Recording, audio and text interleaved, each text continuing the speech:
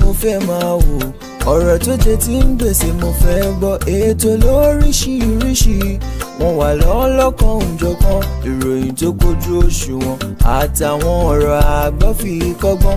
Eré wọlé fún tẹ̀rù tọmọ, tèwe tàgbà ẹ má fi para. Ètò TV mo fẹ́ máa wò, ọ̀rọ̀ tó jẹ ti ń gbèsè mo fẹ́ gbọ́. Ètò lóríṣiríṣi wọ́n wà lọ́lọ́kan òjọ̀kan, ìròyìn tó kojú òṣùwọ̀n àtàwọn ọ̀rọ̀ àgbọ́ fi kọ́gbọ́n. Eré wọlé fún tẹ̀rù tọmọ, tèwe tàgbà ẹ má fi para. Àdànà kú kọjá mórí nǹkan fèrè, bàbá rere káwí parí. BGI TV, we are the pace setters. Bàbá gbàgede ìmọ̀ tẹlifíṣọ̀n station tí dòde. Ẹ jẹ́ ká tún máa kíra wa wípé a kú ojúmọ́ ọmọ ní gbogbo ibi tí ẹ bá ti láǹfààní láti máa gbọ́ wa láti máa wò wá ní ìkànnì amóhùnmáwòrán BGI TV ọdẹ ọdún bí àjùrè bí àdúpẹ́ lọ́wọ́ Ọlọ́run ọba tó mú wa rí ọjọ́ tó kẹ́yìn nínú ọ̀sẹ̀ yìí. Ọ̀la láti mú ọ̀sẹ̀ tuntun láṣẹ ọba mi aláwòrán bí máa péjú pèsè ṣe ni lọ́la ànábì wa Muhammad sallallahu alayhi wa sallam. Ó dá ọlá ìdènà pẹ̀lú láìpẹ́ ọ̀pá pọ̀lọpọ̀lọ péjọ ẹ̀tì mọba àti máa ń ṣe lórí ètò Ojúmọ́ Aláyọ̀ níbi láti máa fún yín ní àwọn ìròyìn yẹn lọ́lọ́pọ̀ òjọ̀kan gẹ́gẹ́ bí wọ́n ti ṣe ń jẹyọ nínú ìwé ìròyìn ojoojúmọ́ ilẹ̀ wa. Gẹ́gẹ́ bí ẹ ti ṣe mọ̀ wá bí ẹni mọ̀ owó ọdún ní mí kì í ṣe àmọ̀fólókò àfihàn ò nílò ìdánimọ̀ lọ́jà tó bá dọ́jà báyìí wọ́n á mọ̀ pé dọ́jà ni èmi ti ń tòótọ́. Samuel Owóyẹmí fẹ́lẹ́ láyé lórúkọ mi, fẹ́lẹ́ ní gbogbo èèyàn mọ̀ mí sí. Èmi náà kọ́ Ọlọ́run ọba òkè òun ló fún mi ṣe ní gbogbo ìgbà. Lónìí lórí ètò Ojúmọ́ Aláyọ̀ kókó orí rẹ̀ la máa kọ́kọ́ yọ̀nà fún yín. Òkèlè àkọ́kùn mi ló ní ṣe pẹ̀lú ààrẹ Bọ́lá Ahmed Tinubu. Wọ́n ní bàbá ti fi orílẹ̀-èdè St. Lucia sílẹ̀ lọ sí orílẹ̀-èdè Brazil nítorí kí ló dé ẹ láǹfààní láti gbọ́ gbogbo ẹlẹ́kùnrẹ́rẹ́ ní àárọ̀ òní. Ẹ jẹ́ n kúrò níbẹ̀. Nyesom Wike ó mà ti sọ̀rọ̀ oko ọ̀rọ̀ sí ẹni tí ń ṣe Amaechi wípé ó ní padà wá sí ipò agbára ní orílẹ̀-èdè Nàìjíríà pẹ̀lú ẹgbẹ́ tó lọ darapọ̀ mọ́ yìí. Kí ló mú kó sọ eléyìí? Ẹ láǹfààní láti gbọ́ oríṣiríṣi ọ̀rọ̀ tí Wike sọ sí Amaechi ní àárọ̀ òní. Ẹ jẹ́ n kúrò níbẹ̀. Ẹ jẹ́ kí n lọ sí ọ̀dọ̀ àwọn ọmọ ológun lórílẹ̀-èdè Nàìjíríà. Wọ́n ti rọ àwọn ọ̀dọ́ lórílẹ̀-èdè Nàìjíríà wípé kí wọ́n wá darapọ̀ mọ́ àwọn nídìí iṣẹ́ ológun lórílẹ̀-èdè Nàìjíríà wípé ojúṣe wọn ni ẹ̀tọ́ wọn ni. Ẹ ó láǹfààní láti gbọ́ ẹni tó sọ eléyìí di mímọ̀ àti ibi tí wọ́n ti sọ di mímọ̀ ní àárọ̀ òní. Ara rẹ̀ kò yá o, ara ta ni kò yá? Ara Muhammadu Buhari, ààrẹ àná lórílẹ̀-èdè Nàìjíríà, wọ́n ní kò gbádùn o nítorí wípé àwọn kankan ò ṣe dáadáa nípa ti àgọ́ ara rẹ̀. Báwo la ṣe mọ̀? Ta ló fi léde? Ibo ni Muhammadu Buhari wà lásìkò yìí? Ẹ ó láǹfààní láti gbọ́ lẹ́kùnrẹ́rẹ́ ní àárọ̀ òní. Wọ́n ti sí àwọn èèyàn nígbẹ́rẹ́ ìpàkọ́ o nípa ti àgbàrá ya ṣọ́ọ̀bù omíyalé èyí tó ṣeéṣe kó wáyé ní ìjọba ìbílẹ̀ mẹ́ta ní ìpínlẹ̀ Ọ̀yọ́. Àwọn ìjọba ìbílẹ̀ mẹ́ta wo lọ̀rọ̀ náà ṣí mọ́ lórí? Ẹ ó láǹfààní láti gbọ́ lẹ́kùnrẹ́rẹ́ ní àárọ̀ òní. Ẹ jẹ́ n kúrò níbẹ̀. Àwọn Fúlàní wọ́n ti sọ di mímọ̀ ibi tí wọ́n dúró sí nípa ti ìdásílẹ̀ kínní kan tí wọ́n ṣe àgbékalẹ̀ rẹ̀ ní ìpínlẹ̀ kan lórílẹ̀‐èdè Nàìjíríà. Àwọn Fúlàní náà ti ń sọ̀rọ̀ sókè o. Kí ni wọ́n sọ? Ẹ láǹfààní láti gbọ́ lẹ́kùnrẹ́rẹ́ ní àárọ̀ òní. Ẹ jẹ́ n kúrò níbẹ̀. Ẹ jẹ́ n sọ di mímọ̀ fún yín wípé wọ́n ní bí gómìnà ìpínlẹ̀ Ògùn Ọmọọba Dàpọ̀ Abíọ́dún ṣe bu ọwọ́ lu àwọn àtúnṣe àkànṣe iṣẹ́ ojú ọ̀nà amú ìdàgbàsókè abomirin àwọn kankan ní ìpínlẹ̀ Ògùn. Àwọn wo ló sọ eléyìí? Ẹ ó láǹfààní láti gbọ́ lẹ́kùnrẹ́rẹ́ ní àárọ̀ òní. Ẹ má gbàgbé wípé ìtẹ́tígbọ́ ìta gbangba lórí àgbéyẹ̀wò ìwé òfin orílẹ̀-èdè Nàìjíríà ó wáyé ní ilẹ̀ Yorùbá ní àná. Àwọn ti Yorùbá, àwọn ti apá gúúsù ìwọ̀ oòrùn orílẹ̀-èdè Nàìjíríà wọ́n ti sọ ohun tí àwọn fẹ́ o nípa ti ìdásílẹ̀ ìpínlẹ̀ tuntun àti àwọn nǹkan mìíràn fún àwọn ọlọ́ba gbogbo ẹ̀lẹ́ láǹfààní láti gbọ́ lẹ́kùnrẹ́rẹ́ ní àárọ̀ òní. Bákan náà ẹ jẹ́ n sọ di mímọ̀ fún yín pé ààrẹ Bọ́lá Ahmed Tinubu ni ó ti fi ọ̀rọ̀ ìkíni kú oríire ránṣẹ́ sí Olúbàdàn lórí ayẹyẹ wo méjì ní ayẹyẹ náà ẹ máa láǹfààní láti gbọ́ láàárọ̀ òní. Ẹ jẹ́ n kúrò níbẹ̀ ẹ jẹ́ kí n lọ sí ibi tí wọ́n ti sọ di mímọ̀ wípé òjò àrọ̀rọ̀dá èyí tí ó wáyé ní ìpínlẹ̀ Ondo ó máa ṣe ìpalára fún àwọn èèyàn kan níbẹ̀. Báwo lọ̀rọ̀ ṣe jẹ́ ọjọ́ wo gangan ló ṣẹlẹ̀ ẹ láǹfààní láti gbọ́ lẹ́kùnrẹ́rẹ́ ní àárọ̀ òní. Godswill Akpabio ẹ rántí rẹ̀ ẹni tí ń ṣe abẹnugan ilé ìgbìmọ̀ aṣòfin àgbà lórílẹ̀‐èdè Nàìjíríà oníṣẹ́ rí àgbéyẹ̀wò ìwé òfin orílẹ̀‐èdè Nàìjíríà tó ń lọ lásìkò yìí yóò ṣe ìrónilágbára fún ìṣọ̀kan ìlọsíwájú àti àwọn nǹkan mìíràn lórílẹ̀‐èdè Nàìjíríà. Kí ni orí tó fi sọ gbogbo eléyìí ẹ ó láǹfààní láti gbọ́ lẹ́kùnrẹ́rẹ́ ní àárọ̀ òní. Wọ́n ti mú wọn ọwọ́ bà wọ́n àwọn afurasí 22 ní ọwọ́ bá o ní olúlu ilẹ̀ wa Àbújá láàrin oṣù mélòó ẹ fẹ́ gbọ́ ẹ láǹfààní láti gbọ́ ní àárọ̀ òní. Ẹ jẹ́ n lọ sókè lọ́hùn-ún kí n lọ sí orí pápá tí a bá dé láti orí pápá àwa túṣu désàlẹ̀ kòkò ìròyìn yẹn lẹ́yọ kọ̀ọ̀kan ẹ kú ìkàlẹ̀.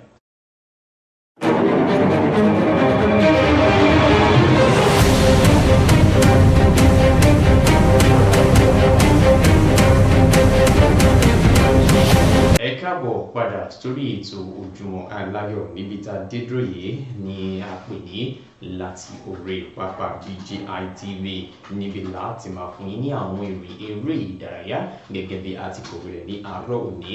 Ilé láti máa kẹ́ṣọ̀ọ́ ròde o tàbá sọ̀rọ̀ nípa ti ìròyìn eré ìdárayá ní àárọ̀ òní. Ẹni tí ń ṣe balógun lórí pápá fún ikọ̀ agbábọ́ọ̀lù obìnrin ti orílẹ̀-èdè Nàìjíríà Rasheedat Ajibade ló ti kéde rẹ̀ wípé àwọn ti gbáradì àwọn ti dira láti ṣe dáadáa níbi ìdíje ti ilẹ̀ adúláwọ̀ àwọn obìnrin 2024 African Nations Championship èyí tí yóò máa wáyé láìpẹ́ yìí. Ẹ má gbàgbé pé èyí gangan ni ìdíje náà yóò gbìnàyà níbi tá a ti máa rí orílẹ̀-èdè Morocco tí wọn yóò máa kojú orílẹ̀-èdè Ghana kó tó di wípé orílẹ̀-èdè Nàìjíríà yóò máa kojú orílẹ̀-èdè Tunisia ní ọ̀la òde yìí ní ìlú Casablanca. Gẹ́gẹ́ bí wọ́n ti ṣe wá sọ dímọ̀ lásìkò yìí pé oníkálukú ti ń sọ̀rọ̀ wọ́n ti ń sọ̀rọ̀ lọ́tùn wọ́n ń sọ̀rọ̀ lósì. Ẹni tí ń ṣe balógun lórí pápá fún ikọ̀ agbábọ́ọ̀lù Super Falcons orílẹ̀-èdè Nàìjíríà Rasheedat Ajibade ló ti sọ dímọ̀ wípé a fẹ́ gba ẹlẹ́ẹ̀kẹwàá irú rẹ̀ ìyẹn ife ẹ̀yẹ ti ilẹ̀ adúláwọ̀. Eléyìí ni Rasheedat Ajibade sọ ó nínú àwọn tó ń fa àwọn kópa níbi ìdíje yìí. Ẹ wò ẹ jẹ́ kí a fi àdúrà sí wọn lọ kí wọ́n rí nǹkan mú bọ̀ níbi ìdíje náà. Ìyẹn jẹ́ gẹ́gẹ́ bó ṣe jẹ́. Ẹ jẹ́ kí n lọ sọ́dọ̀ àwọn ọkùnrin ẹni tí ń ṣe akọ́nimọ̀ọ́gbá fún ikọ̀ agbábọ́ọ̀lù ọkùnrin ti orílẹ̀-èdè Nàìjíríà Eric Chile òun ni ó ti fi ìwé pè gbogbo àwọn agbábọ́ọ̀lù 25 wípé ó yá o ẹ máa bọ̀ ní ẹsẹ̀ kòkó láti wá kópa níbi ìdíje CHAN ti ọdún 2025. Ẹ má gbàgbé ní pé Eric Chile ló ti ń pe àwọn agbábọ́ọ̀lù ẹsẹ̀ kòkó lẹ́yọ kọ̀ọ̀kan láti inú oṣù tí ó kọjá gẹ́gẹ́ bó ti ṣe sọ dímọ̀ fún wípé ẹ wò àsìkò ti tó níbi tá a dé dúró yìí ẹ wá máa gbáradì kó tó di ọjọ́ náà. Gẹ́gẹ́ bí wọ́n ṣe sọ di mímọ̀ pé ìdíje náà ni yóò máa wáyé nínú oṣù kẹjọ ọdún tí a wà yìí. Ikọ̀ agbábọ́ọ̀lù orílẹ̀-èdè Nàìjíríà ni wọ́n ti kó sínú ìsọ̀rí kẹrin níbi tí wọn yóò ti máa figagbága pẹ̀lú àwọn orílẹ̀-èdè bíi Senegal, Sudan, Congo nínú ìsọ̀rí tí wọ́n kó wọn sí. Wọ́n fi orúkọ gbogbo wọn léde o gbogbo àwọn agbábọ́ọ̀lù 25 tí Eric Chile ti fi ìwé pè sínú ikọ̀ agbábọ́ọ̀lù Super Eagles B àwọn tí ẹsẹ̀ kòkó nìyẹn. Ẹ jẹ́ n kúrò níbẹ̀ ẹ jẹ́ kí n lọ sí ọ̀dọ̀ agbábọ́ọ̀lù kan nínú ikọ̀ agbábọ́ọ̀lù Liverpool ẹni tí orúkọ rẹ̀ jẹ́ Mohamed Salah. Kí ló ń ṣẹlẹ̀ sí Mohamed Salah? Mohamed Salah lásìkò yìí ni wọ́n ti ń sọ di mímọ̀ wípé Mohamed Salah ti sọ wípé inú òun ò dùn ó fi èròǹgbà rẹ̀ hàn látàrí bí akẹgbẹ́ rẹ̀ nínú ikọ̀ agbábọ́ọ̀lù Liverpool Diego Jota bó ṣe pàdánù ẹ̀mí rẹ̀ òun àtàbúrò rẹ̀ Andre Jota síbi ìjàmbá ọkọ̀ ọkọ̀ èyí tí ó wáyé láàrin ọ̀sẹ̀ yìí. Ẹni tí ń ṣe Mohammed Salah ni ó ti wá fi sí ojú òpó Instagram rẹ̀ wípé ẹ wo ìròyìn ìbànújẹ́ yẹn ló sì ń ṣe bákan lára òun, ẹ̀rù ń bọ̀ òun láti padà sínú ikọ̀ agbábọ́ọ̀lù Liverpool tí àwọn bá dé láti ibi ìsinmi, torí pé títí di àná òun ò lè mọ bó ṣe ń ṣe òun pé akẹgbẹ́ òun nígbà kan rí ló dẹ̀ ti ṣe bẹ́ẹ̀ ó kọ̀ jáde kúrò láyé bẹ́ẹ̀ nípa ti ìṣẹ̀lẹ̀ ìjàmbá ọkọ̀. ẹ wò ó Mohammed Salah ó fi ọ̀rọ̀ ìbánikẹ́dùn ó fi ránṣẹ́ sí gbogbo àwọn mọ̀lẹ́bí agbábọ́ọ̀lù yìí lórílẹ̀‐èdè Portugal ìgbéró eléyìí kò ní ṣẹlẹ̀ mọ́. ìyẹn jẹ́ gẹ́gẹ́ bó ṣe jẹ́ nípa ti ọ̀rọ̀ ti Diego Jota àti Mohammed Salah gẹ́gẹ́ bí Mohammed Salah ṣe ti ń sọ. ẹ jẹ́ kí n kúrò nínú ikọ̀ agbábọ́ọ̀lù Liverpool kí n lọ sínú ikọ̀ agbábọ́ọ̀lù Arsenal níbi tí wọ́n ti ń sọ di mímọ̀ wípé ikọ̀ agbábọ́ọ̀lù Arsenal ni wọ́n ti tọwọ́ bọ ìwé pẹ̀lú ẹni tí orúkọ rẹ̀ ń jẹ́ Takehiro Tomiyasu wípé kò ní lè tẹ̀síwájú mọ́ nínú ikọ̀ agbábọ́ọ̀lù Arsenal gẹ́gẹ́ bí wọ́n ti ṣe fi léde sí ojú òpó ìkànnì abánidọ́rẹ̀ẹ́ wọn àti àtẹ̀jáde tí wọ́n fi léde sójú òpó ayélujára wọn wípé ẹ wo pẹ̀lú ìgbésẹ̀ ojú ẹsẹ̀ agbábọ́ọ̀lù yìí kò ní láǹfààní láti máa tẹ̀síwájú pẹ̀lú wa mọ́ nínú ikọ̀ agbábọ́ọ̀lù Liverpool nínú ikọ̀ agbábọ́ọ̀lù Arsenal gẹ́gẹ́ bí wọ́n ti ṣe sọ di mímọ̀ lásìkò yìí. agbábọ́ọ̀lù yìí ló darapọ̀ mọ́ ikọ̀ agbábọ́ọ̀lù Arsenal láti ní ikọ̀ agbábọ́ọ̀lù Barcelona nínú oṣù kẹjọ ọdún 2021 ó sì ṣe dáadáa fún ikọ̀ agbábọ́ọ̀lù Arsenal ṣùgbọ́n nísìnyí wọ́n ti sọ di mọ̀ pé kò ní lè tẹ̀síwájú mọ́ yóò máa bá tirẹ̀ lọ kúrò nínú ikọ̀ agbábọ́ọ̀lù Arsenal. eléyìí ló di inú ikọ̀ agbábọ́ọ̀lù Manchester United. kí ló ń ṣẹlẹ̀ nínú ikọ̀ agbábọ́ọ̀lù Manchester United? wọ́n ti sọ di mọ̀ pé àwọn agbábọ́ọ̀lù márùn-ún lọ́lọ́kọ̀-ò-jọ̀kan ni wọn yóò máa fi ní ikọ̀ agbábọ́ọ̀lù Manchester United sílẹ̀. Marcus Rashford, Jadon Sancho, Alejandro Garnacho, Anthony àti Malacia. àwọn márùn-ún yìí ni wọ́n ti fi ìdí rẹ̀ múlẹ̀ wípé kí wọ́n tẹ̀síwájú kí wọ́n lọ wá ikọ̀ agbábọ́ọ̀lù tí wọ́n yóò lọ darapọ̀ mọ́ gẹ́gẹ́ bí Fabrizio Romano ṣe ti fi ìdí rẹ̀ múlẹ̀ láti fún àwọn èèyàn kan lésì níbi tí ọ̀rọ̀ dé dúró nínú ikọ̀ agbábọ́ọ̀lù Manchester United wípé àwọn agbábọ́ọ̀lù yìí ni ó ṣeéṣe kí wọ́n pẹ́ dé sínú ikọ̀ agbábọ́ọ̀lù Manchester United torí pé ọ̀rọ̀ wọn pẹ̀lú ikọ̀ agbábọ́ọ̀lù Manchester United kò tí wọ̀ lásìkò yìí gẹ́gẹ́ bí wọ́n ṣe fi ìdí rẹ̀ múlẹ̀ pé gbogbo àwọn agbábọ́ọ̀lù yìí ni àwọn náà ti ń fi ojú sọ́nà wípé ṣeéṣe o kí àwọn má padà sínú ikọ̀ agbábọ́ọ̀lù Manchester United. ó dá ẹ jẹ́ n fi bẹ̀yẹn sílẹ̀ ẹ jẹ́ kí n lọ sí ibi tí wọ́n ti ń sọ̀rọ̀ nípa ìdíje FIFA Club World Cup. ẹ̀yin ọmọ Chelsea ẹ kú oríire o, oríire náà á bá yín kalẹ̀ látàrí bí wọ́n ṣe jáwé olúborí lánàá. wọ́n na ikọ̀ agbábọ́ọ̀lù Palmeiras pẹ̀lú àmì ayò 2-1 láti rí pé àwọn náà dé ìpele ikọ̀ ẹlẹ́ni mẹ́rin ní semi-final gẹ́gẹ́ bí wọ́n ti ṣe fi ìdí rẹ̀ múlẹ̀ gẹ́gẹ́ bí wọ́n ti ṣe wá sọ di mímọ̀ lásìkò yìí wípé wọ́n ti sọ bí ó ṣe máa rí tá bá sọ̀rọ̀ nípa ìdíje FIFA Club World Cup. wọ́n ti ní ikọ̀ agbábọ́ọ̀lù Chelsea ni yóò máa lọ kojú ikọ̀ agbábọ́ọ̀lù Fluminense ní ìpele ikọ̀ ẹlẹ́ni mẹ́rin semi-final gẹ́gẹ́ bí wọ́n ti ṣe sọ dímọ̀ pé èyí tó kàn ni yóò máa wáyé nígbà tí wọ́n bá parí ìfẹsẹ̀wọnsẹ̀ láàrin ikọ̀ agbábọ́ọ̀lù Bayern Munich àti PSG, Borussia Dortmund àti Real Madrid. wọ́n ní àwọn tó bá jáwé olúborí láàrin ara wọn ni wọn yóò lọ pàdé ara wọn ní ìpele ikọ̀ ẹlẹ́ni mẹ́rin semi-final. Chelsea àti Fluminense ni wọn yóò máa pàdé ara wọn gẹ́gẹ́ bí wọ́n ti ṣe sọ di mímọ̀. ó dá ẹ jẹ́ kí n kúrò níbẹ̀. inú ikọ̀ agbábọ́ọ̀lù Chelsea náà ni mo ṣe wà níbi tí àwọn agbábọ́ọ̀lù mẹ́ta nínú ikọ̀ agbábọ́ọ̀lù Chelsea wọ́n kí agbábọ́ọ̀lù tí wọ́n ti rà wọlé sínú ikọ̀ agbábọ́ọ̀lù Chelsea tó ṣojú bẹ́ẹ̀ tó kojú wọn ní àná. ẹni tí ń ṣe akọ́nìmọ̀ọ́gbá fún ikọ̀ agbábọ́ọ̀lù Chelsea Enzo Maresca ló ti ní ìgbàgbọ́ pé ẹni tí ó jẹ́ Estevao William ni yóò ṣe dáadáa fún ikọ̀ agbábọ́ọ̀lù Chelsea gẹ́gẹ́ bó ṣe rí góòlù kan gbá wọlé ní àná nígbà tí wọ́n kojú ara wọn. bákan náà ni àwọn agbábọ́ọ̀lù nínú ikọ̀ agbábọ́ọ̀lù Chelsea ni wọ́n lọ bá agbábọ́ọ̀lù yìí pé eléyìí tó ṣe yìí ó yà wá lẹ́nu púpọ̀, wàá ṣe dáadáa fún wa nínú ikọ̀ agbábọ́ọ̀lù Chelsea gẹ́gẹ́ bí wọ́n ti ṣe kí ẹ wò gbogbo ẹ̀ ó wáyé lánàá níbi tí ikọ̀ agbábọ́ọ̀lù Chelsea ti pèrègèdè oníyan ṣeun lọ́kà ṣeun gbogbo ẹ̀yin tẹ̀fẹ́ bá wa jẹ́ láàárọ̀ òní adúpẹ́ lọ́wọ́ yín àjọṣe wo ní bàjẹ́ níbí la ó rí mọ̀ fún ti ìròyìn láti orí pápá BGI TV ìròyìn wà nílẹ̀ tàfẹ́ máa mú wá sí etí ìgbọ̀n ẹja dátọ́ mi kí n lọ sókè náà bí n bá dé káwá wọ ní ìròyìn yẹn lọ lẹ́kùnrẹ́rẹ́. ní ìròyìn kọ́ńbọ̀kì tó jẹ́ yàjóyàjó ìròyìn àti ìsọfúnni àtìgbàdégbà àwọn ètò tó ké pọ́pọ́ flẹ̀ má yí kúò ńbẹ̀ má gbé kúò ńbẹ̀ máa jẹ̀gbádùn ẹ̀ lọ BGI TV bàbá gbàgede ìmọ̀ TV èdè ọ̀kìn ló dirí ẹwà fákòkò o bí ọ̀kìn bá tú ìyẹ́ ẹ̀ díẹ̀ ẹwà rẹ̀ àkàlẹ̀ àkà oko ẹ kàn sí ẹ̀ka ìpolówó ọjà wa láti bá wa dòwò pọ̀ lórí +234 70 38 22 6160 fún àwọn tí ń bẹ lórílẹ̀‐èdè Nàìjíríà 070 38 22 6160 BGI TV bàbá gbàgede ìmọ̀ TV ọ̀gá ni kọ́ń láwùjọ òkúta. bàbá gbàgede ìmọ̀ tẹlifíṣọ̀n station tí dòde.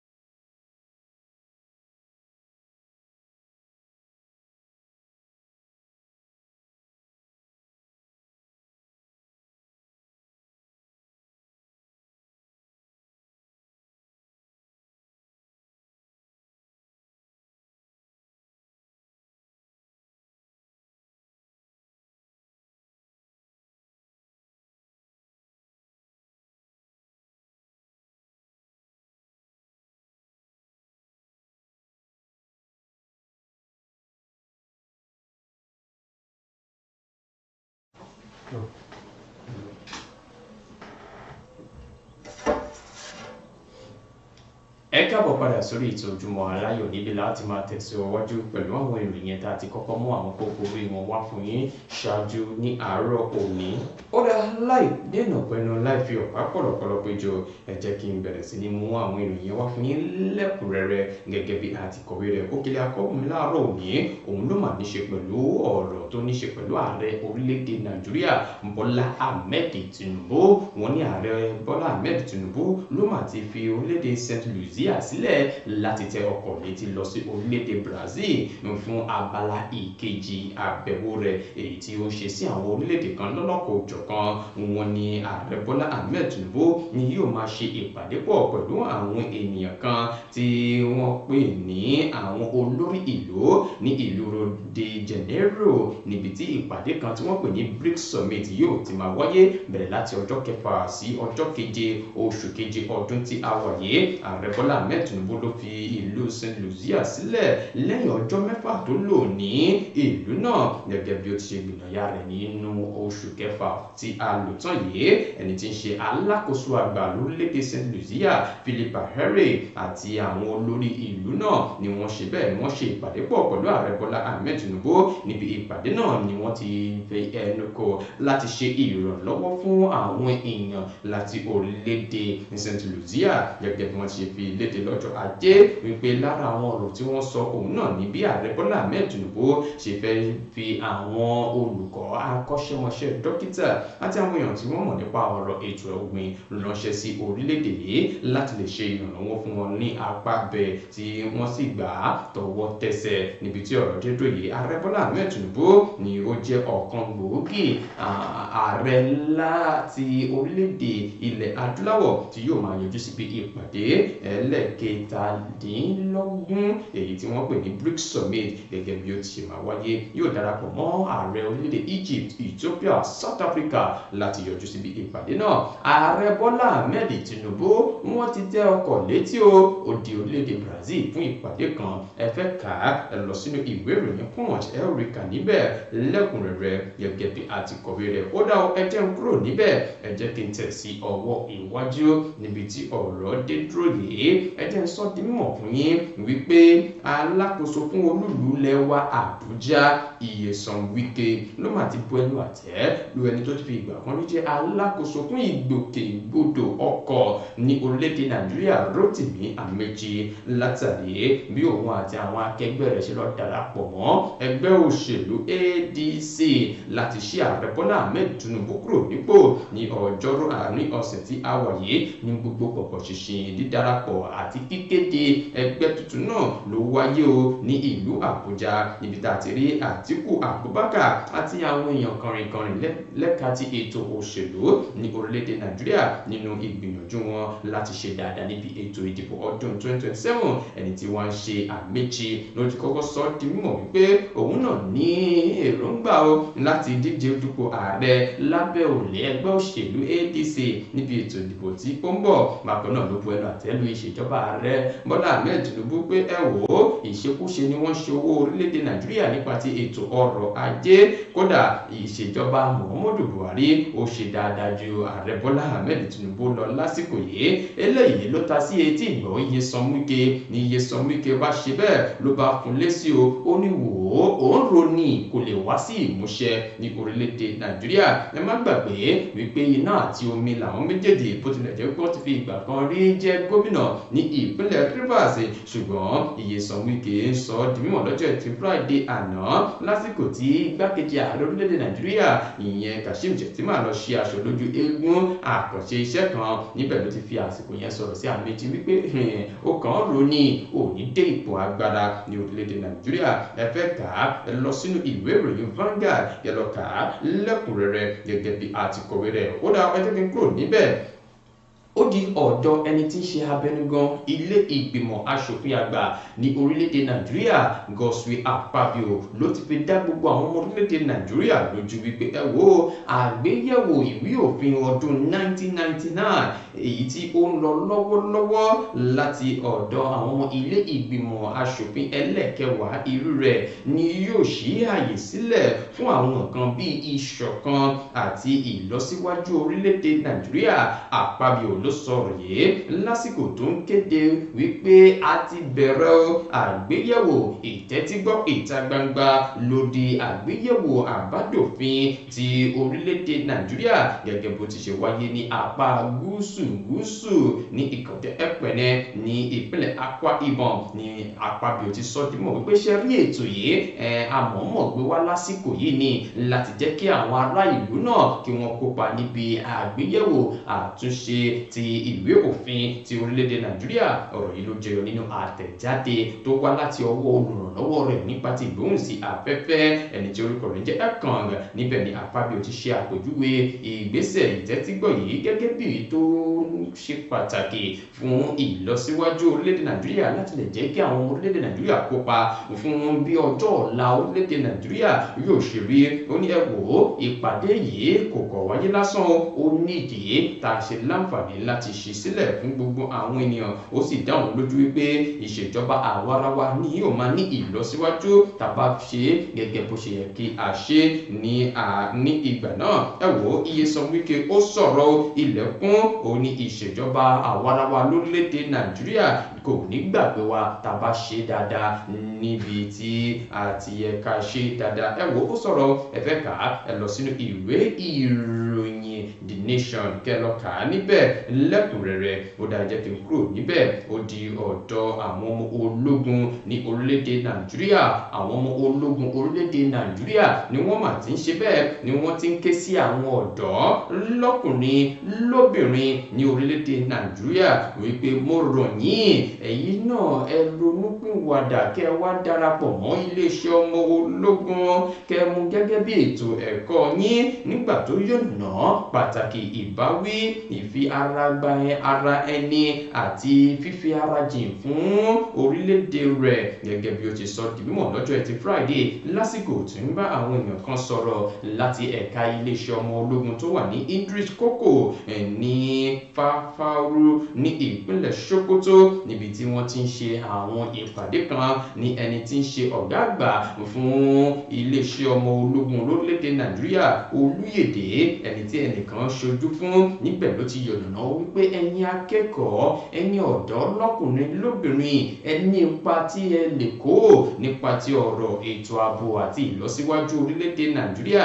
nípa dídarapọ̀ mọ́ ẹgbẹ́ ọmọ ológun ní orílẹ̀-èdè Nàìjíríà. Ọ̀gágun Musa, ẹni tí ó yọ̀nàná wípé ẹ wò ó, gbogbo àǹfààní tá a ṣí sílẹ̀ yìí a mọ̀ọ́mọ̀ ṣí sílẹ̀ fún yín náà ni láti lè rí pé ẹ̀yin náà ẹ pẹ̀lú wa láti ṣe ohun tó yẹ kí ẹ ṣe nípa ti ìlọsíwájú ètò ààbò àti àwọn nǹkan mìíràn ní orílẹ̀-èdè Nàìjíríà.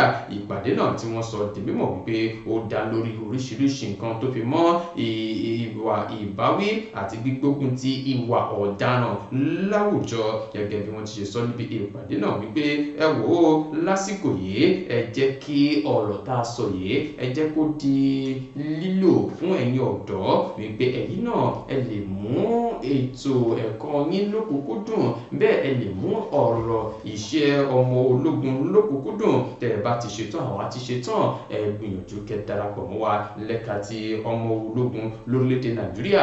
Iléeṣẹ́ ọmọ ológun orílẹ̀-èdè Nàìjíríà ni wọ́n ti ń rọ àwọn ọkùnrin lóbìnrin nípa ti iṣẹ́ ọmọ ológun wípé kí wọ́n máa bọ̀ lọ́dọ̀ àwọn. Ẹ lọ kà á nínú ìwé ìròyìn Punch, ẹ rí kà lẹ́kùnrẹ́rẹ́ ní àárọ̀ òní.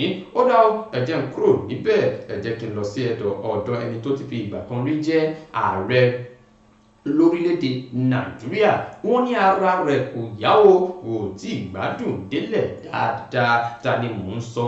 Ẹni tó ti jẹ́ ààrẹ tẹ́lẹ̀ rí lórílẹ̀-èdè Nàìjíríà Muhammadu Buhari ni wọ́n ti ní ó wà ní ìlú London lásìkò yìí tó ń gba ìtọ́jú lọ́wọ́lọ́wọ́ gẹ́gẹ́ bí ọ̀pọ̀ oríṣiríṣi àwọn èèyàn ti fi ìdí rẹ̀ múlẹ̀. Ẹni ọdún 82 ni wọ́n ti sọ di mọ̀ pé látìgbà tó ti parí ìṣèjọba rẹ̀ lórílẹ̀-èdè Nàìjíríà ní ọjọ́ 29 oṣù karùn-ún ọdún 2023 ni ó ti di ẹni wípé nǹkan fẹ́ ṣe dáadáa mọ́ nípa ti àgọ́ ara Muhammadu Buhari gẹ́gẹ́ bí ẹnìkan tó súnmọ́ mọ̀lẹ́bí Buhari ṣe ti wá sọ di mọ̀ pé ẹ wò ó, ààrẹ àná ń ṣe ló tẹ ọkọ̀ létí lọ sí ìlú London láti lọ ṣe àyẹ̀wò ara rẹ̀. Láti bẹ̀ ló ti di wípé nǹkan ti yí padà ó di wípé wọ́n dá bàbá yìí jókòó látàrí pé wọ́n sọ wípé nǹkan ti ń ṣe lágọ̀ọ́ ara. Eléyìí ló jẹ́ kí wọ́n sọ di mímọ̀ pé ìlú London ni Muhammadu Buhari wà lásìkò yìí o. Agbẹnusọ rẹ̀ Garba Shehu òun náà sọ di mímọ̀ nítòótọ́ wípé Muhammadu Buhari ó ti wà ní ìlú London, ó ń gba ìtọ́jú lọ́wọ́lọ́wọ́ látàrí pé ètò ètò ìlera rẹ̀ ó ti ń ṣe ségesège ní àsìkò yìí gẹ́gẹ́ bí wọ́n ṣe wá sọ di mímọ̀ wípé a dúpẹ́ lọ́wọ́ Ọlọ́run lápá kan àyípadà rere ó mà ti ń ṣe bẹ́ẹ̀ ó ti ń dé bá àgọ́ ara ẹni tí ń ṣe Muhammadu Buhari ṣùgbọ́n kò tí ì délẹ̀ dáadáa eléyìí ló jẹ́ kí wọ́n sọ di mímọ̀ pé Muhammadu Buhari á padà sórílẹ̀-èdè Nàìjíríà ìyẹn tí ìlera pípé bá padà sí àgọ́ ara rẹ̀ ẹ fẹ́ kà á àti ọjọ́ tó sọ pé ó fẹ́ padà gangan ẹ lọ kà nínú ìwé ìròyìn PM News kódà ìwé ìròyìn The Nation wọ́n gbèrò yẹn ní àárọ̀ òní kódà ẹ jẹ́ n kúrò níbẹ̀ ẹ jẹ́ kí n lọ sí ìpínlẹ̀ Ọ̀yọ́ níbi tí wọ́n ti ń sin àwọn ará ìlú nígbẹ́rẹ́ ìpàkọ́ wọ́n ti sọ dímọ̀ pé àjọ tó ń rí sí ìpè pàjáwìrì ní ìpínlẹ̀ Ọ̀yọ́ ni wọ́n ti fi ọ̀rọ̀ ìkìlọ̀ kan léde o nípa ti àgbàrá òjò èyí tó ṣeéṣe kó máa wáyé ní ọjọ́ mélòó kan sí ìgbà tí a wà yìí wọ́n ní ẹ̀yin ará ìlú Ìbàdàn pàápàá jùlọ ẹ̀yin tẹ̀ ń gbé ní Akínyẹlé Ẹgbẹ́dá Olúyọ̀lé ní ìjọba Olúyọ̀lé ẹ tètè gbọ́ eléyìí o àní ká fi tó yín létí ní o wípé ẹ ṣọ́ra lásìkò yìí nípa ti àwọn òjò tó ń rọ̀ lẹ́nu ọjọ́ mẹ́ta yìí gbogbo ohun tí ẹ lè ṣe láti gbé igi dínà àgbàrá òjò yìí ẹ̀yin náà ẹ ṣe lápò ọ̀dọ̀ tìyín gẹ́gẹ́ bí ẹni tí ń ṣe ọ̀gá àgbà fún àjọ tí ń rí sí ìpè pàjáwìrì ní ìpínlẹ̀ Ọ̀yọ́ arábìnrin Ojúọlápé Bùsárì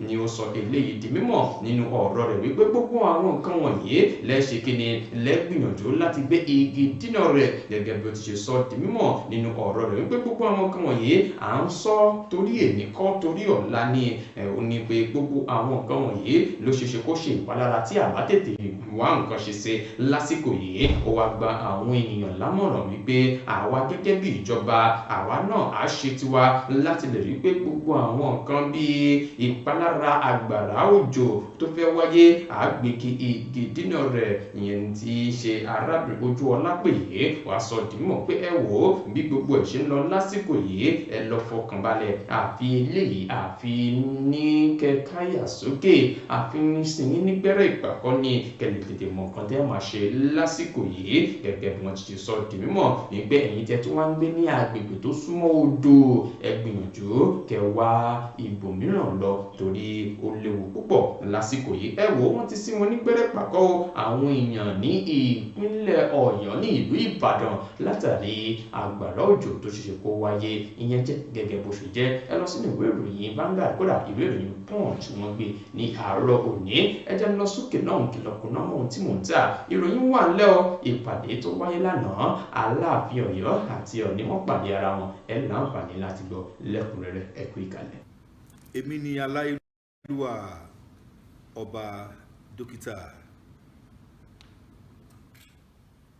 Adédòkun Ọmọnìyí Àṣọlá Bọ́lárìn aróyin kẹ́yè kínní ọ̀ràngún ti ìlú Òkè Ìlá ní ìpínlẹ̀ Ọ̀ṣun ẹ̀yin yan wa mo rọ̀ yín o ẹ máa bá mi wo BGI TV bàbá gbàgede olólùfẹ́ Yorùbá ni ó fẹ́ òótọ́ sísọ ó máa fẹ́ràn àwọn ènìyàn ó fẹ́ràn wa nílẹ̀ Yorùbá ẹ máa wo ibi tó yẹ ká máa wò ní gbogbo ìgbà ibi tá a bá dẹ̀ ti lè ran ilé iṣẹ́ yìí lọ́wọ́ ẹ jẹ́ ká ràn wọ́n lọ́wọ́ wọ́n ń ṣe nǹkan tọ́lọ́run nìkan wá ṣe ni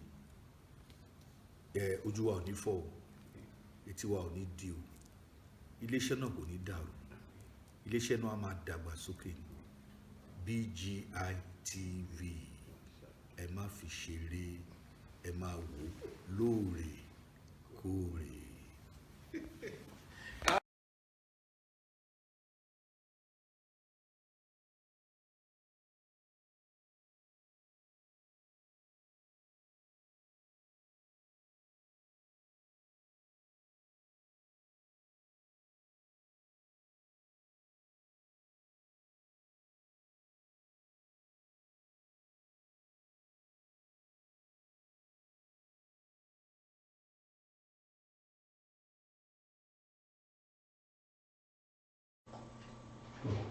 ẹ káàbọ̀ padà sórí ètò ojúmọ́ aláyọ̀ ìpolówó ọjà làgúnmọ̀wò ẹ jẹ́ ká fi tiwa gbé ti yín lárugẹ kí ajé lè máa bùgbàjẹ́ fún yín. Àwọn tó ti bá wa dòwò pọ̀ ló lè ròyìn pé ọ̀gá nìkan láwùjọ òkúta ẹ̀ta níta kọmọ irunkun ní òtótà tọ́wà kẹsì rí pé dídùn lọ́sàn-án aṣọ fún yín nípa ti ìpolówó ọjà.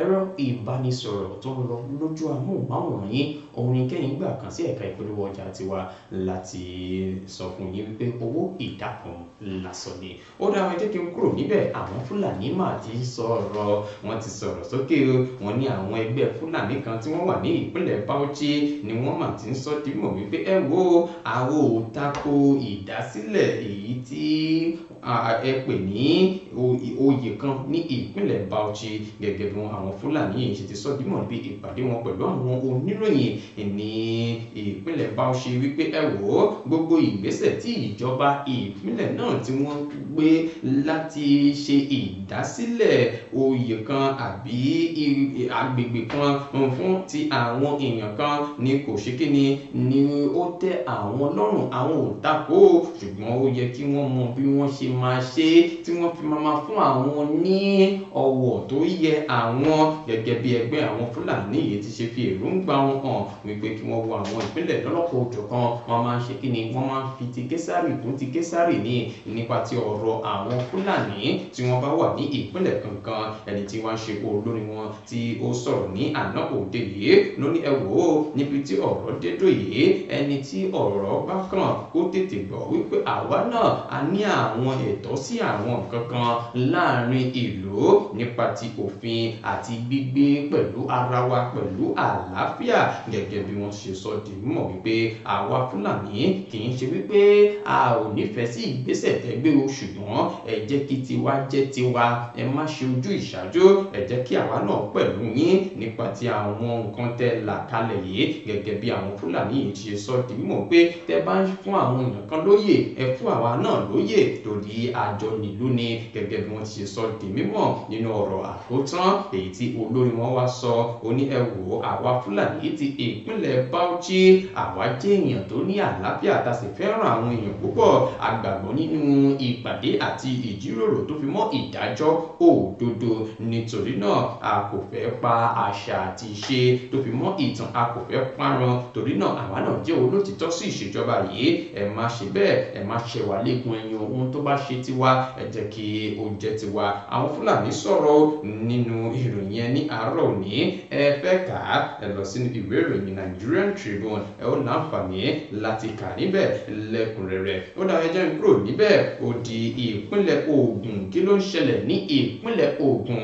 ẹ wá gbọ́ àgbáríjọ àwọn akẹ́kọ̀ọ́ lórílẹ̀‐èdè Nàìjíríà NASS ni wọ́n ti gbé òṣùbà káre fún gómìnà Ọmọọba Dàpọ̀ Abíọ́dún wípé ó ti ṣe léyìí ó ṣe dáadáa nípa bó ṣe bu ọwọ́ lu àwọn àkànṣe iṣẹ́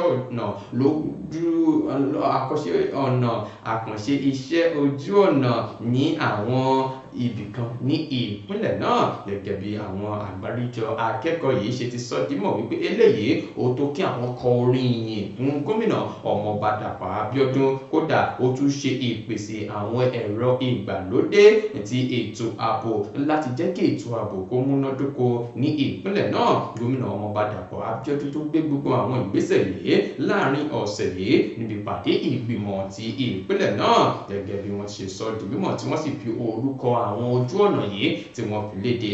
Ẹgbẹ́ NASS nínú àtẹ̀jáde tí wọ́n fi léde lọ́jọ́ Ẹtì Friday àná ní ìlú Abẹ́òkúta láti ọ̀dọ̀ ẹni tí ń ṣe alága wọn Gabriel Abiola ló ṣe àpèjúwe ìgbésẹ̀ gómìnà Ọmọọba Dàpọ̀ Abíọ́dún gẹ́gẹ́ bí ìgbésẹ̀ tó ní ìtumọ̀ fún ìṣèjọba rẹ̀ àti fún ìdàgbàsókè àwọn àkànṣe iṣẹ́ ní ìpínlẹ̀ Ògùn. Wọ́n ní eléyìí á tún fojú àwọn alábàádòwòpọ̀ mọ́ra sí ìpínlẹ̀ Ògùn láti wá dá iléeṣẹ́ wọn sílẹ̀. Wọ́n sọ̀rọ̀ ilẹ̀kùn wọn kò ṣàìgbé òṣùbà káre fún gómìnà Dàpọ̀ Abíọ́dún wípé ó ń ṣe ó àwọn sì gbé òṣùbà káre fún wọn. Bákan náà ni wọ́n tún wá fi àkókò náà rán létí ní pé bàbá ojú ọ̀nà tó yọrí sí ilé ẹ̀kọ́ gbogbo nìṣe Moshood Abiola Polytechnic ẹ gbìyànjú ẹ bá wa ṣe láìpẹ́ yìí. Wọ́n sọ̀rọ̀ ilẹ̀kùn ẹ fẹ́ kà ẹ lọ sínú ìwé ìròyìn Punch kẹlọ́ka lẹ́kùnrẹ́rẹ́ ní àárọ̀ òní. Ó dá ẹjẹ́ ń kúrò níbẹ̀ ẹ jẹ́ kí n tẹ̀ sí ọwọ́ iwájú ẹ wá gbọ́ ìpàdé náà wáyé lánàá níbo ló ti wáyé ní ilẹ̀ káàárọ̀ òjíire ni o níbi tí àwọn lọ́balọ́ba àwọn olóyè lóyè àti àwọn ènìyàn tí wọ́n jẹ́ alẹ́ lọ́rọ̀ ní ìpínlẹ̀ kankan ní gúúsù ìwọ̀ oòrùn ti ṣe ìpàdé lórí àtúnṣe ìwé òfin ti orílẹ̀-èdè Nàìjíríà. Kí ni wọ́n wá béèrè fún? Wọ́n ní àwọn fẹ́ ìdásílẹ̀ ìpínlẹ̀ tuntun 5. Àwọn fẹ́ ọ̀nà kan èyí tí yóò jẹ́ ojúṣe àwọn ọba aládé. Bákan náà àwọn fẹ́ ìdásílẹ̀ àwọn ìjọba ìbílẹ̀ gẹ́gẹ́ bí wọ́n ti ṣe sọ di mímọ̀ nínú ọ̀rọ̀ wọn nígbà tí ìpàdé náà wáyé ní àná.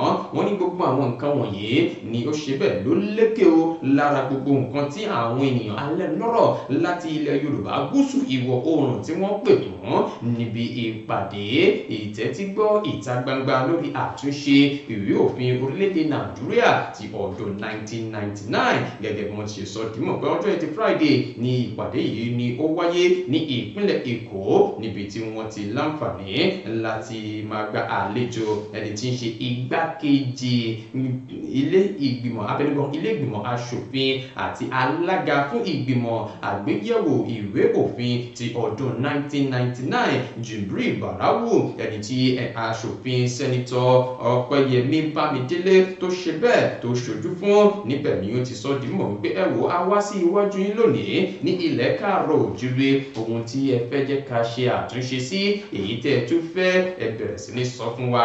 Lára rẹ̀ ni àwọn èèyàn kan ti ń pè fún ìdásílẹ̀ ìpínlẹ̀ Ìjẹ̀bú láti ìpínlẹ̀ Ògùn. Bákan náà ni àwọn èèyàn kan náà tún pè fún ìdásílẹ̀ Ìgbómìnà stéètì ní apá ti ìpínlẹ̀ Ọ̀ṣun.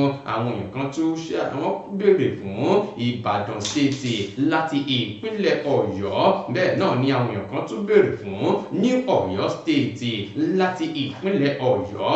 Báyìí ni àwọn nǹkan tí wọ́n béèrè. Bákan náà wọ́n tẹ̀síwájú wọ́n ní a fẹ́ jẹ́ kẹ́ bá wa ṣe ìdásílẹ̀ ìjọba ìbílẹ̀ tó pọ̀ níye dáadáa gẹ́gẹ́ bí wọ́n ti ṣe fi ọ̀rọ̀ náà léde nípa ti àwọn ìjọba ìbílẹ̀ bíi Orílẹ̀ Òkò láti ìjọba ìbílẹ̀ Rẹ́mọ àti àwọn ìjọba ìbílẹ̀ mìíràn Ìṣẹ̀rẹ̀ Ọlọ́fìn Mọ̀lé ní láti ìpínlẹ̀ Èkó sí ìpínlẹ̀ Ògùn. Lóríṣiríṣi ni àwọn kan tí wọ́n béèrè gẹ́gẹ́ bí wọ́n ti wá sọ dímọ̀ pé gbogbo nǹkan tẹ́ béèrè yìí ní ilẹ̀ káàárọ̀ òjíire ó ti tẹ̀ wá lọ́wọ́ a sì ti gbọ́ bẹ́ẹ̀ ṣe fẹ́ a ó gbìyànjú láti ṣe gẹ́gẹ́ bí ẹ ti ṣe sọ. Bákan náà ẹni tó sọ̀rọ̀ lórúkọ gbogbo àwọn ọba nílẹ̀ káàárọ̀ òjíire Ọ̀ọ̀ni ti Ilé Ifẹ̀ ọba Ẹniìtàn Ògúnwùsì òun tirẹ̀ ó pè fún àwọn àtúnṣe kan nípa ti ojúṣe àwọn ọba ní ilẹ̀ káàárọ̀ òjíire ni wọ́n sọ ọ́ di mọ̀ pé àwọn fẹ́ máa ṣe bẹ́ẹ̀ jókòó pọ̀ jíròrò pẹ̀lú àwọn ìjọba. A ò fẹ́ jẹ́ kí wọ́n máa fà wá sẹ́yìn fi wá sí ẹ̀gbẹ́ kan nípa ti ìgbìyànjú tí wọ́n bá ń gbé ẹ jẹ́ kí wọ́n máa fi tó wa létí nípa ti àwọn kankan èyí tí yóò máa mú ìdàgbàsókè bá ìwà adarí àti àwọn ènìyàn wa. Ọba Ògúnwùsì ẹni tí ó jẹ́ ọ̀kan gbòógì láàrin àwọn ọba aládé ni ó sọ̀rọ̀ níbi ìpàdé náà. Níbẹ̀ láti rí Aláàfin Ọ̀yọ́ Ọba Bímbọ́lá Ọ̀wádé Ọlọ́wọ̀ ti Ọ̀wọ̀ Kingdom Ọba Ajíbádé Ògúnòyè àti àwọn ọba lọ́lọ́kọ̀ọ́jọ̀kan ni wọ́n péjú pésẹ̀ Olú ti ìlú Ìlaró Àwùjalẹ̀ ti ìlú Ìjẹ̀bú Ọba Káyọ̀dé Adétọ̀nà gbogbo wọn pátápátá ni wọ́n péjú pésẹ̀ síbi ìtẹ́tígbọ́ àtúnṣe ìwé òfin orílẹ̀-èdè Nàìjíríà tí wọ́n sì sọ gbogbo nǹkan tí wọ́n fẹ́ wípé àwa náà gẹ́gẹ́ bí ọba aládé ohun tí a fẹ́ rèé. Ẹ wò wọ́n sọ̀rọ̀ ilẹ̀kùn ẹ fẹ́ kà á láǹfààní láti fi tún yín létí níbi tí Ọ̀ọ̀ni ti Ilé Ifẹ̀ ti ṣe bẹ́ẹ̀ ti pe Aláàfin Ọ̀yọ́ tìdùnnú pé ẹ̀yin lẹ máa ṣe àdúrà ìkẹyìn àdúrà ìgbẹ̀yìn níbi ìpàdé yìí. Fọ́nrán yẹn ẹ láǹfààní láti wò ó nígbà tí a bá ṣetán nípa nípa ti ètò yẹn ní àárọ̀ òní. Ó dá ẹ jẹ́ kí n tẹ̀ sí ọwọ́ iwájú ìròyìn ẹlẹ́kùnrẹ́rẹ́ ló wà ní ìwé ìròyìn Punch ìyẹn jẹ́ gẹ́gẹ́ bó ṣe jẹ́ ní apá abẹ̀ yẹn. Ó dá ẹ jẹ́ kí n lọ sí ìlú Ìbàdàn níbi tí ẹni tí ń ṣe gómìnà ìpínlẹ̀ Ọ̀yọ́ ààrẹ orílẹ̀-èdè Nàìjíríà Bọ́lá Ahmed Tinubu ni wọ́n ti jọ ń fi ọwọ́ sowọ́pọ̀ láti fi ọ̀rọ̀ ìkíni kú oríire ránṣẹ́ síta ní ẹni tí ń ṣe Olúbàdàn ti ìlú Ìbàdàn Ọba Akínlóyè Owólabí Ọlákùnlẹ́yìn gẹ́gẹ́ bí yóò ṣe máa pé ẹni 90 lókè erùpẹ̀ tó bá di ọjọ́ 5 oṣù keje ọdún tí a wà yìí. Bákan náà ni wọ́n yóò tún máa ṣe ìsàmìsí ọdún kan tí ó pé lórí oyè Olúbàdàn gẹ́gẹ́ bí ẹlẹ́ẹ̀kẹtàlélógójì irú rẹ̀ ní ọjọ́ 12 oṣù keje ọdún tí a wà yìí. Ààrẹ Bọ́lá Ahmed Tinubu ni ó ti wá ṣe àpèjúwe Olúbàdàn gẹ́gẹ́ bí ọ̀kan gbòógì ẹni tí ó kún fún ìmọ̀ àti òye nípa ti bí ó ṣe ń ṣe ètò ìdarí ìlú ní ìlú Ìbàdàn. Bákan náà ni wọ́n sọ di mímọ̀ pé ọba yìí ó fi ara jìn púpọ̀ fún ìdàgbàsókè orílẹ̀-èdè Nàìjíríà àti ìdàgbàsókè agbègbè rẹ̀. Ààrẹ Bọ́lá Ahmed Tinubu nínú àtẹ̀jáde tó wá láti ọ̀dọ̀ ẹni tí ń ṣe agbẹnusọ rẹ̀ Báyọ̀ Ọ̀nànúgà ni wọ́n sọ ilé ìdímọ̀ pé àwọn parapọ̀ àwọn darapọ̀ mọ́ gbogbo àwọn ọmọ ìlú Ìbàdàn, àwọn olóyè, àwọn abẹnugan, àwọn tí wọ́n jẹ́ alẹ́ lọ́rọ̀ ní ìlú Ọ̀yọ́ ní ìpínlẹ̀ Ọ̀yọ́ tó fi mọ́ gómìnà ìpínlẹ̀ Ọ̀yọ́ onímọ̀ ẹ̀rọ Ṣèyí Mákindé ni àwọn fi ń kí ẹni tí ń ṣe Olúbàdàn ti ìlú Ìbàdàn gẹ́gẹ́ bí ó ṣe máa pé ẹni 90 lókè erùpẹ̀ 90 years. Bákan náà tó bá di ọjọ́ 12 wọn yóò máa ṣe ìsàmìsí bí wọ́n ṣe pé ọdún kan lórí ipò Olúbàdàn gẹ́gẹ́ bí wọ́n ṣe sọ di mọ́. Wọ́n ṣàpèjúwe ọba Ọlákùnlẹ́yìn wọn ní kódà wọ́n máa ń léwájú ni o nípa ti ìgbélárugẹ àṣà àti àwọn nǹkan mìíràn èyí tí ó ní ṣe pẹ̀lú ti ilẹ̀ Yorùbá. Wọn kì í fi ṣeré rárá o. Wọ́n sọ̀rọ̀ ilẹ̀kùn nípa ti Olúbàdàn. Ẹ fẹ́ kà á ẹ lọ sínú ìwé ìròyìn Nigeria Tribune ẹ rí kà níbẹ̀ lẹ́kùnrẹ́rẹ́ ní àárọ̀ òní. Ó dá ẹ jẹ́ n kúrò níbẹ̀ ẹ jẹ́ n sọ di mímọ̀ fún yín pé ìròyìn eléyìí ni màá fi máa káde rẹ̀ nílẹ̀. Ọwọ́ bà wọ́n o. Àwọn wo lọ́wọ́ tún bá àwọn pọ̀ níye dáadáa. Àwọn afurasí lọ́lọ́kọ̀ òjọ̀kan ni ọwọ́ bà o ní olúùlú lẹ́wà Àbújá gẹ́gẹ́ bí wọ́n ti sọ di mọ̀ pé iye wọn ni ó jẹ́ 82 suspect tí wọ́n lọ́wọ́ sí onírúurú ìwà ọ̀daràn ni wọ́n gbá lọ́rùn ọwọ́ mọ́ ẹni tí ń ṣe alábòjútó fún iléeṣẹ́ ọlọ́pàá olúùlú lẹ́wà Àbújá Ọ̀gbẹ́ni Àjàó Adéwálé. Òun ló máa sọ eléyìí di mímọ̀ ọlọ́jọ́ Ẹtì Friday àná níbi ìpàdé rẹ̀ pẹ̀lú àwọn oníròyìn ní ìlú Àbújá. Níbẹ̀ ló ti sọ di mọ̀ pé wọ́n pọ̀ níye dáadáa. Àwọn tẹ́ rí yìí wọ́n lọ́wọ́ sí ìwà ìjínigbé, wọ́n lọ́wọ́ sí ìwà ìdigunjalè, wọ́n lọ́wọ́ sí ìwà ìgbésùmọ̀mí, wọ́n lọ́wọ́ sí àwọn nǹkan mìíràn ní ìpínlẹ̀ olúùlú lẹ́wà Àbújá gẹ́gẹ́ bí wọ́n ṣe sọ dùn mọ́ pé gbogbo wọn pátápátá ni àwọn ṣe bẹ́ẹ̀ ni àwọn gbá lọ́rùn ọwọ́ mú tí àwọn sì ṣe ìràpadà àwọn nǹkan tí ó dàbí èròjà ogun. Àwọn ṣe ìràpadà rẹ̀ lọ́wọ́ wọn gẹ́gẹ́ bí wọ́n ti fi wọ́n hàn fún gbogbo àwọn ènìyàn ní àná òde yìí. Wọ́n ní kódà àwọn tí wọ́n fi ọmọ ènìyàn ṣe òwò ẹrú child trafficking wọ́n rí wọn mú o. Wọ́n sì ṣe àfihàn wọn ní àná pátápátá pẹ̀lú àwọn ọmọ tí wọ́n rí gbà lọ́wọ́ wọn. Ẹ fẹ́ kà á ẹ lọ sínú ìwé ìròyìn Vanguard kí ẹ lọ kà á lẹ́kùnrẹ́rẹ́ ní àárọ̀ òní. A ṣe ìlérí wípé fọ́nrán bí Aláàfin Ọ̀yọ́ àti Ọ̀ọ̀ni ti Ilé-Ifẹ̀ bí wọ́n ṣe bẹ́ẹ̀ bí wọ́n ṣe ríra wọn àti bí Ọ̀ọ̀ni ti Ilé-Ifẹ̀ ṣe fi tirẹ̀lẹ̀ pé Aláàfin Ọ̀yọ́ wípé ẹ wá ṣe àdúrà ìkẹyìn fún àwọn èèyàn tó wá síbi ìpàdé yìí. Báwo ló ṣe lọ sí níbi ìpàdé náà ẹ láǹfààní láti wò ó títí di ìgbà mìíràn. Òdú ni mímì kì í ṣe àmọ̀fólókò àfin tèmi ò nílò ìdánimọ̀ lọ́jà. Tó bá dọ́jà báyìí wọ́n mọ̀ kó dọ́jà ní èmi tìyín tòótọ́ Samuel Owóyẹmí fẹ́lẹ́ láyé lórúkọ mi. Fẹ́lẹ́ ní gbogbo èèyàn mọ̀ mí sí. Èmi náà kọ́ Ọlọ́run ọba òkè ló fún mi ṣe ní gbogbo ìgbà. Èyíkéyìí èròǹgbà yín tẹ́ bá fẹ́ fi ṣọwọ́ ẹ fi ránṣẹ́ sí abẹ́ comment section wa. Ẹ bá wa pín dé gbogbo ibi tó yẹ kó dé kó lè rí bó ṣe yẹ kí ó rí. Ìpàdé yẹn rèé láàrin Aláàfin Ọ̀yọ́ àwọn ọba aládé ní ilẹ̀ Káàárọ̀ Òjíire àti Ọ̀ọ̀ni ti Ilé-Ifẹ̀. Ó yá No, Alaafin will pray for you, and Kabiyesi Deji, they will round up. They will round up. You know, so just join us. We haven't debriefed it properly, so we will debrief it. So just praying for you. Okay.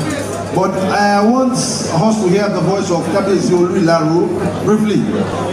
Then Alaafin will tabure away of Idowa Ekukale. Kabiyesi Olúìláró. Protocol.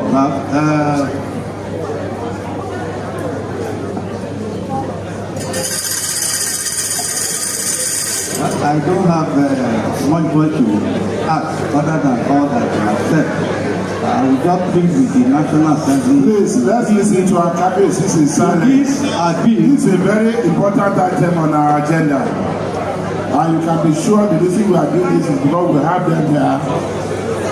You have the rest of the day to yourself. You have the whole of tomorrow to yourself. Let them just do their own things. Thank you. Thank you, Senator Leader. Well, my voice is just to plead with the National Assembly, and especially our sons and daughters who are in the State Assembly, to please help us to accede to our request by granting this bill a speedy passage. I know the President will not relent in assenting his pen on the bill. On that note, I want to thank you for your time. The prayer that the people are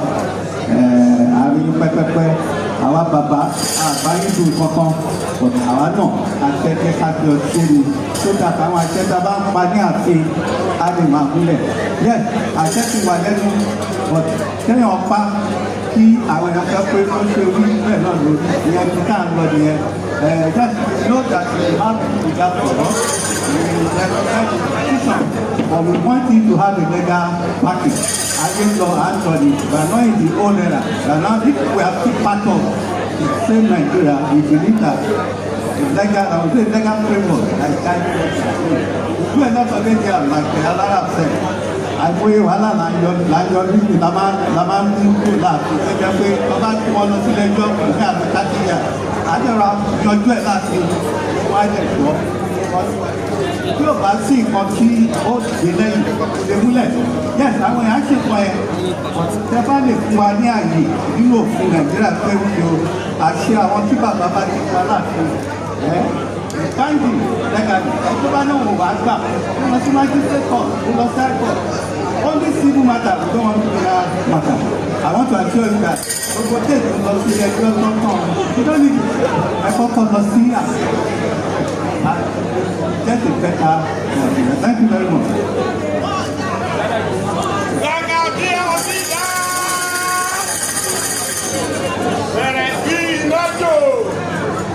The majority leaders of our National Assembly, you have drawn our attention because they only have told you that we've gone far, but the only issue is for us to meet the State Assembly, and they were here now, and the head of the speaker in Southwest, we will write you by our Baba Oni, we write you that you will give us a date, we make presentation for you. If this one is not enough, it's not. Yes. Then it's enough. Then we will expect you to write the Senate. We will expect you to write the Senate that we are in the same page. If that one is taken, we don't need to. What about the we? They are requiring us to meet to get the two-thirds. If the two-thirds we are arguing for, and for us now, if the governor's quorum can make the presentation that we have made you and you have accepted our proposal, so shall it be. Yes, we are just 6 out of 36. Yes. Speaker, please, maybe now that you have agreed, please you are to take a sacrifice in your national body of speakers so that now discuss with them on our behalf. Would that be done, please? Or you write a consent letter to agree. Can you write a consent letter? You are to lobby on our behalf. We are expecting you to lobby on our behalf. He's been doing that too. Ọmọ yìí ni wá, a lè ti kọ́ gbogbo kọ́tẹ́ sọ. Ẹlẹ́tí bàbí yẹn o. Ẹ ṣe bàbá àtẹ́mì rẹ̀. Thank you.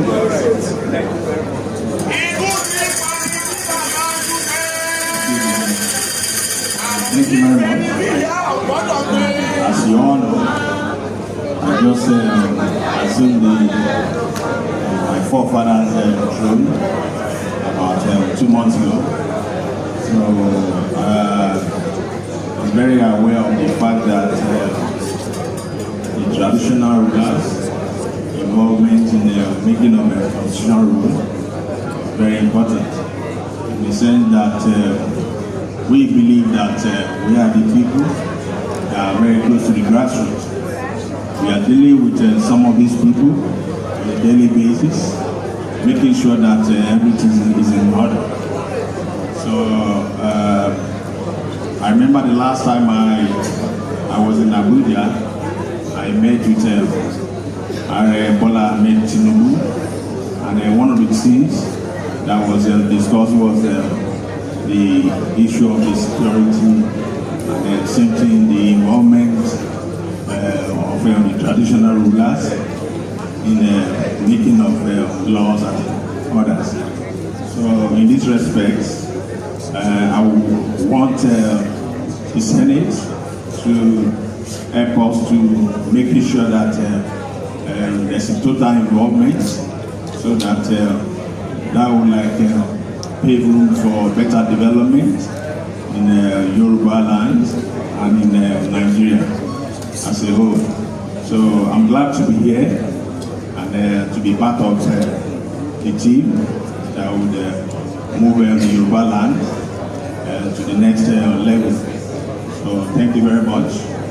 And my prayer for all of you is that Yoruba people will say, Adele Barrio, Arinapore, Akoya Ibio, Ọmọ Lọrí, Ọmọ Bọ́rí, wọ́n ní ọwọ́ apá òkè tẹ́lẹ̀sẹ̀ bí káàmù, ọwọ́ ọ̀tá ní ká gbogbo yìí. And I want to commend the effort of the distinguished Senate on seat. You are doing very well, and we appreciate your efforts.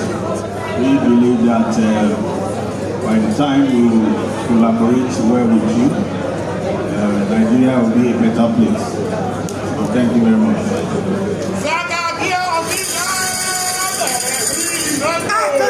Thank you so much, Kabiyesi. Hello? Kabiyesi ọ̀ọ́dẹ ọ̀fíìsẹ̀ and Kabiyesi Aláàfin of Ọ̀yọ́. Kabiyesi ọ̀ọ́dẹ ọ̀fíìsẹ̀ and Kabiyesi Aláàfin of Ọ̀yọ́. The people senators wanted to come up here. The two of you come and take photograph with us.